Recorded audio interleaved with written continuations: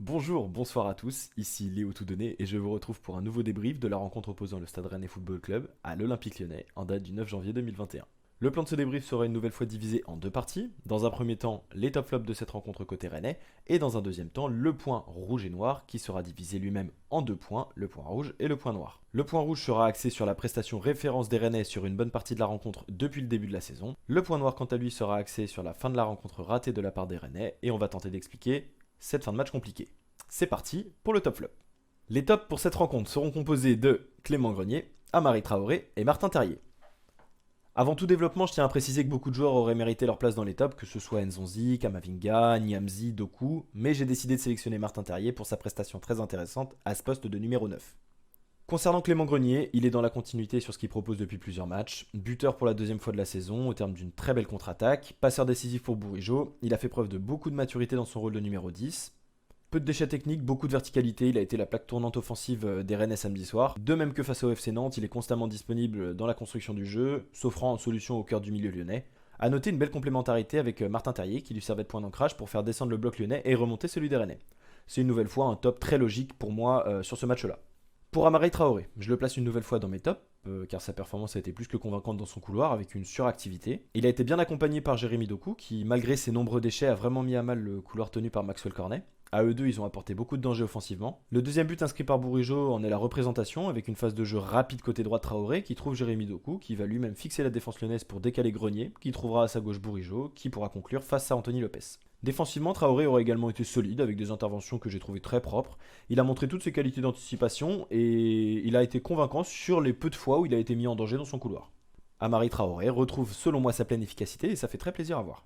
Enfin, Martin Terrier. Alors du coup, moi je lui donne les encouragements du conseil de classe pour sa prestation en tant que numéro 9, qui est son poste de formation. Il a servi de bon point d'ancrage pour faire monter notre bloc, et il a fait preuve d'une belle qualité technique sur ce match, avec des relais qui étaient justes et spontanés. Il semble plus à l'aise dos au jeu, c'est à souligner, pour être au service en fait de ses coéquipiers et les mettre dans les meilleures conditions, plutôt que dans son rôle d'ailier dans lequel il a l'air de tergiverser beaucoup plus, et il semble être en fait en manque constant d'inspiration. Il a été passeur décisif pour Clément Grenier sur l'ouverture du score à la suite d'une superbe talonnade. Et ce que je trouve le plus agréable à noter dans cette action, c'est la capacité qu'il a pu avoir d'attirer la charnière lyonnaise sur lui et de sentir Grenier dans son dos pour réaliser cette inspiration qui est juste géniale. C'est son troisième match dans un rôle d'axial, si je dis pas de bêtises, et il est pour le moment convaincant dans ce rôle-là, avec deux prestations réussies pour une assez moyenne. Il semble en tout cas certainement plus à l'aise dans l'axe que sur le côté. A voir maintenant comment Julien Stéphan adaptera son système quand Guirassy fera son retour. On va maintenant passer au flop de cette rencontre.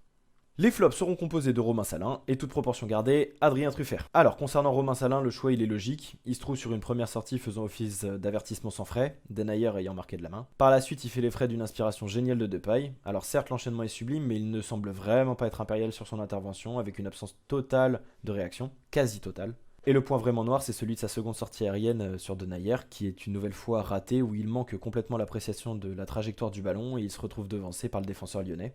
Il y a la question du fait de savoir ce que faisait la défense rennaise à ce moment-là. C'est un autre point, mais il faut reconnaître que Salin est loin d'être exempt de tout reproche, voire totalement responsable sur ce but-là. Ces deux erreurs-là sont ultra dommageables, je trouve, parce que le reste de son match, il est plus que correct.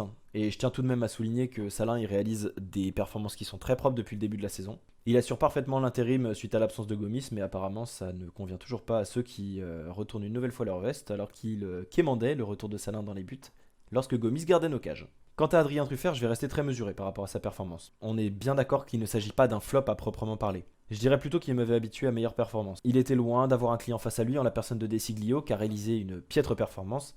Et pourtant, Adrien Truffert, j'ai trouvé qu'il a réalisé en fait un match rempli de déchets techniques qui ne lui sont pas habituels et il n'a pas eu l'impact offensif qu'on lui connaît. Concernant sa performance défensive, il n'y a pas grand chose à souligner, elle reste convenable étant donné qu'il n'a pas été réellement mis à mal par le latéral lyonnais. Donc cette performance d'Adrien Truffert, elle est absolument pas alarmante à la vue de ce qu'il nous propose depuis le début de la saison, mais je tenais quand même à le souligner étant donné que j'ai ressenti ça de la sorte.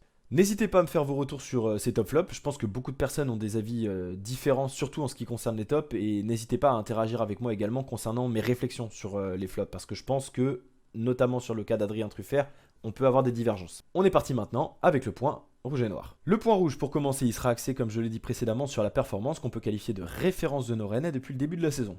Alors, je garde personnellement en tête que le dernier match référence des Rennais, c'était celui face à l'AS Saint-Etienne, en début de saison, qui s'était soldé sur une victoire convaincante de 3-0, mais on pourrait également parler de celle face au FC Lorient sur le même score. Le fait est que face à un vrai client de ce championnat, nos rouges et noirs y tiennent leur prestation modèle. 75 minutes de grande qualité avec une capacité à faire totalement déjouer les Lyonnais. C'est à noter tout de même que ces derniers n'étaient pas dans un grand soir, à l'image d'un nombre assez ahurissant de déchets techniques lors de leur phase de construction. Mais moi ce que j'ai envie de retenir comme élément déclencheur de la performance rennaise, c'est les choix qui ont été réalisés par Julien Stéphan sur le plan tactique et dans la composition d'équipe.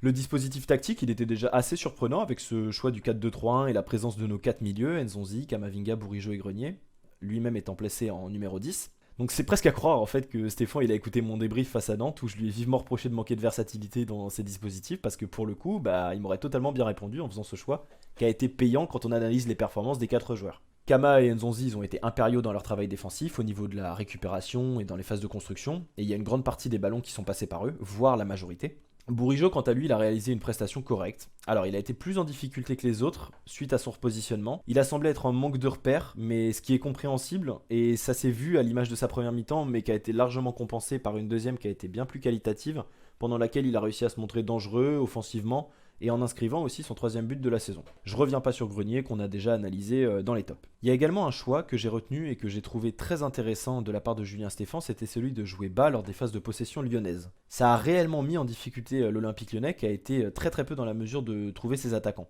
Les couloirs défensifs rennais ils étaient verrouillés, ce qui contraignait les Lyonnais à jouer de manière très directe dans l'axe, mais le travail en plus réalisé par le carré Niamzi, Aguerd et Nzonzi Kama, ça a permis totalement d'empêcher toute recherche de profondeur pour les Lyonnais, et derrière, leur insuffisance technique ce soir-là les empêchait clairement de combiner correctement. Pour terminer, en revenant sur la composition d'équipe, le choix de positionner Martin Terrier était très intéressant de la part de Stéphane. Moi, je m'y attendais clairement pas. Le fait est qu'il a été payant et il semble prometteur pour la suite. Tout dépendra de la régularité de Terrier à ce poste-là. Mais je reste tout de même sceptique de l'éventuelle efficacité qu'il pourrait avoir à ce poste-là face à des équipes qui refusent le jeu comme ce qu'on peut voir de plus en plus. Ce qui semble être assez sûr pour le prochain match, mais je reste mesuré, c'est que Brest, étant une équipe qui joue pas en plaçant le bus derrière, un choix de Terrier à ce poste pourrait être vraiment intéressant pour un petit peu confirmer ce qu'on a pu assister face à l'Olympique lyonnais. Pour terminer ce débrief, on va passer au point noir.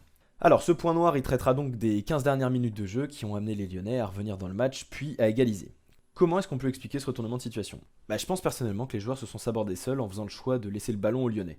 Mais c'est pas forcément incompréhensible non plus parce que les rouges et noirs, ils ont eu une débauche d'énergie assez importante, voire même très importante pendant tout le match, pendant les 75 minutes en tout cas qu'ils ont vraiment dirigé, et le physique il a logiquement montré ses limites. Alors on a ressenti quand même un réel manque d'entrain à la fin du match pour l'animation offensive, les transmissions étaient plus lentes, il y avait moins de spontanéité, le peu de fois où on a réussi à approcher de la surface lyonnaise, la cage était bien gardée par Anthony Lopez qui a réalisé malgré les 2 buts qu'il encaisse une belle performance à nouveau. Et puis par ailleurs, Julien Stéphan qui avait été parfait sur le plan tactique, il l'a été un petit peu moins concernant son coaching en cours de match. Selon moi, faire seulement 2 changements quand on pouvait avoir l'état physique dans lequel certains joueurs étaient, à l'image de Bourigeaud par exemple, que j'ai senti complètement cuit à la fin du match, je pense pas que c'était le choix le plus judicieux du monde. Pour les entrées de Tay et Rutter, il n'y a pas grand chose à dire, le premier il a joué simple et il n'y a rien à signaler concernant son entrée en jeu, il a été ni bon ni mauvais, et Rutter quant à lui, je trouve qu'il a été très brouillon sur son utilisation du ballon, il n'a pas vraiment pu se mettre en valeur tellement il a été bien cerné par l'axe défensif, qui à noter a étonnamment fait son travail sur lui, mais pas vraiment sur le reste du match. En tout cas, ce que je retiens, c'est que c'était un match extrêmement plaisant à regarder, parce que notre prestation a été tout de même très accomplie pendant 75 minutes, mais malheureusement pas sur les 15 dernières. C'est pour cela en fait que je retiens le terme de frustration qui résume parfaitement ce que je pense on a tous ressenti en tant que supporter à la fin du match,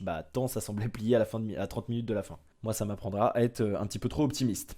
Pour conclure sur ce point, je vais citer mon pote et collègue co-animateur au sein de la web radio Radio Roison, Arthur Niel, qui a décrit mon ressenti à la fin du match, et je pense le ressenti de tous les supporters. C'est on passe d'un excellent résultat à un bon résultat, mais qu'il devient presque une défaite dans les têtes, c'est dommage, et je pense qu'on est tous d'accord sur ce point.